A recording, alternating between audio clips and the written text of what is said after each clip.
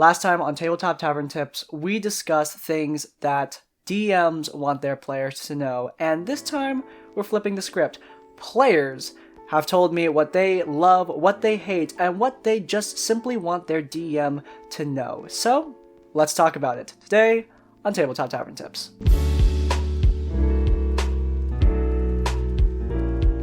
Don't stress so much. Most DMs severely underestimate their improv skills. We're not trying to outdo Tolkien here. This is game night. 9 times out of 10, your players will be fine with whatever you throw at them.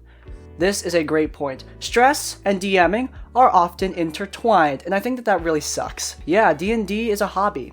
It's done for fun, and I think there's nothing more contradictory or frankly silly than something that you do for fun being stressful. If I ever feel stressed out or I feel like I'm not having fun prepping the game, I will take a step back. I will do something else that I find more enjoyable at the time and then return to Dungeons & Dragons whenever I'm ready. Don't make D&D stressful for yourself. And I know that that's really hard. It's easy to say, don't make it stressful, but it's really hard to actually do that. My big recommendation is to rely on the hundreds, thousands of resources online. There's tons of homebrew content, quest ideas, quest hooks, homebrew monsters, monster stat blocks you can use, cool NPC ideas, tons of content for DMs to make their lives easier. Take advantage of that if you're feeling like your ideas are running out. If you run into some kind of writer's block kind of situation with Dungeons and Dragons. I think bringing up improv here is also really important. Of course, not every DM is a master of improv, and you shouldn't expect them to be. Improv is hard. Pulling a whole story from nowhere is difficult. I do have a video linked somewhere up there about handling the unexpected as a DM, but to be honest, it takes a lot of practice. And luckily, if you're playing D&D regularly, you can have 2 to 4 hour sessions every couple weeks, which, yeah, that's great practice in itself. Take advantage of that and learn from your mistakes. Make your DMing better through those regular sessions that you're playing. Please try to at least attempt to describe the area that you want us to explore. Example, the road is muddy from the rain, your boots squelch with every step, or the tavern is loud with drunken song, the smell of roast meats is tantalizing after your long travels. These are both great examples. When a DM describes a location in more depth, it will drive the players to explore that location. Now, is this railroading? No, it's not. If the players are interested in something that the DM is describing in more depth and they decide to explore it, that isn't railroading. A DMing preparing a certain amount of things and wanting the players to do those things that they have actually prepared and that will be more fun, that's not railroading. It's part of the social contract between a DM and a player. Matt Colville has talked about this in his railroading video. There's a social contract when the DM preps a game and the players play that game. Now, of course, this isn't an excuse to railroad your party into doing exactly what you want beat by beat, but just describing location in more depth because you want your players to be more invested in it, that is definitely not railroading. It's just making the game better in general. Most people cannot come up with these descriptions off the top of their head, unless they're Matt Mercer or something. That's definitely not me. I need to write them beforehand, and there's nothing wrong with that. I find that when people write out notes, there are times where they'll think in their head, oh my god, am I railroading? No, you're not. If you're just writing out a few notes, a few descriptions, you're preparing yourself. Because coming up with that off the top of your head is really hard. So, writing down just like a paragraph, something short, a couple sentences even, can really help to give a location that much more depth. And don't just do this for locations. NPCs as well. Writing down a couple voice lines just to get yourself into the character is a great way to prepare your characters and to make them more interesting.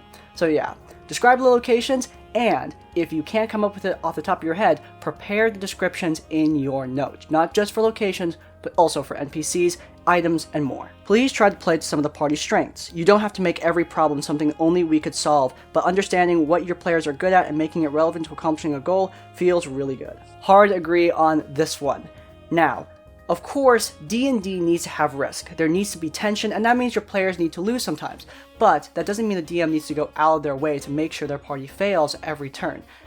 That would be lame. There are plenty of times where my players have succeeded against my expectations, found a solution to a problem that I expected they would need to run away from, or would need to solve with brute force. A great example came yesterday, actually, at a session where my party needed to get past a chain of wyvern guarding a vampire's coffin, while at the same time fighting the vampire himself.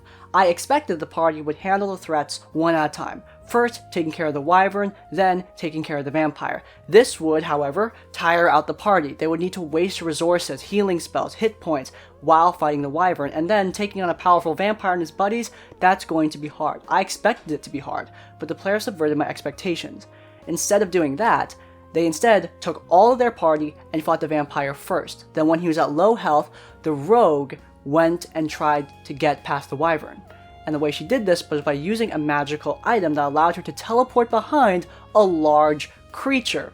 This was really, really smart. That magical item was just intended for easy sneak attacks or to get the rogue out of tough situations. I didn't think of it as a mobility item, but because the room was so small and the wyvern was essentially right in front of a coffin, the rogue teleported behind the wyvern right as the party killed the vampire and stabbed him as he emerged into the coffin. It was great, finishing him off for good and allowing the party to save the resources for bigger fights. It was an amazing moment, and it subverted my expectations. I did not expect that to happen.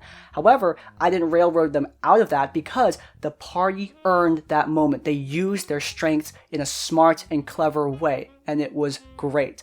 There is nothing that feels better as a player than using the magical items and the abilities that your DM has given you in a way that subverts their expectations, that surprises them. Using those items in a creative way is great stuff, and DMs should allow that to happen because that is the magic of D&D. Players can use their items to make creative and interesting solutions. That's why a lot of people play D&D. So yeah, cater to your party's strengths. Dear DM, you're a better DM than you know already. No one starts out perfect. I really like the chaotic humor in your fishing system for giving my ranger a non-battle pet. I love how even though you're winging the story some of the time, you can tell that we have a great, clear story hook in there. And I love how you managed to reference the Friday group where we had to do battle in an alternate universe of the party's wizard. Just remember, we don't expect you to be perfect. First, the game sounds great. Second, yes, not expecting your DM to be perfect is a big thing, and I find a lot of DMs have the expectation. It kind of ties into that stress thing we talked about earlier. Remember, your party are your friends. They are not critics who are analyzing your every sentence.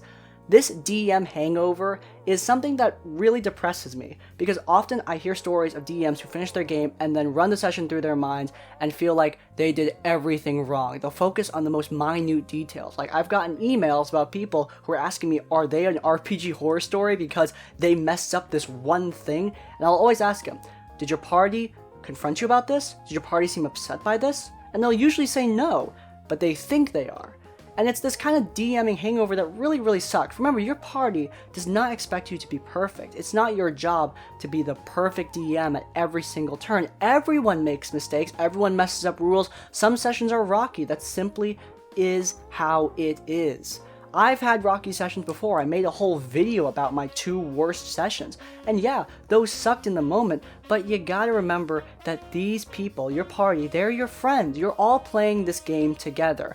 And honestly, in a couple weeks, they're probably gonna forget about the whole thing anyway, and so are you. This is a game. Don't stress. Learn from your mistakes, and then make it all the better. Dear DM, thank you for accepting me into your campaign, and thank you for your hard work. I hope we can have a stable and long session weekly, and maybe it's my feeling, but I think 2 of the players kind of bully me. That's a lot more personal than what I was expecting when I put out this call. I have talked about handling problem players before, and it is not easy. However, if 2 players are bullying another, that is really bad. DMs out there, try to handle problems in your game. I have talked about this, and I do disagree with the sentiment that DMs need to handle interpersonal party conflict. I don't think that should be the DM's job.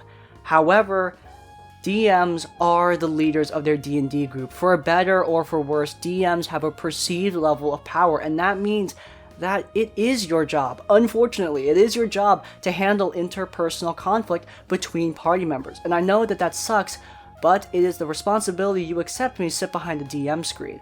If 2 players are bullying another, that is a serious issue, and you need to have a conversation with the table about that kind of thing. I know that a lot of DMs, and a lot of D&D players in general, aren't really good at confrontation.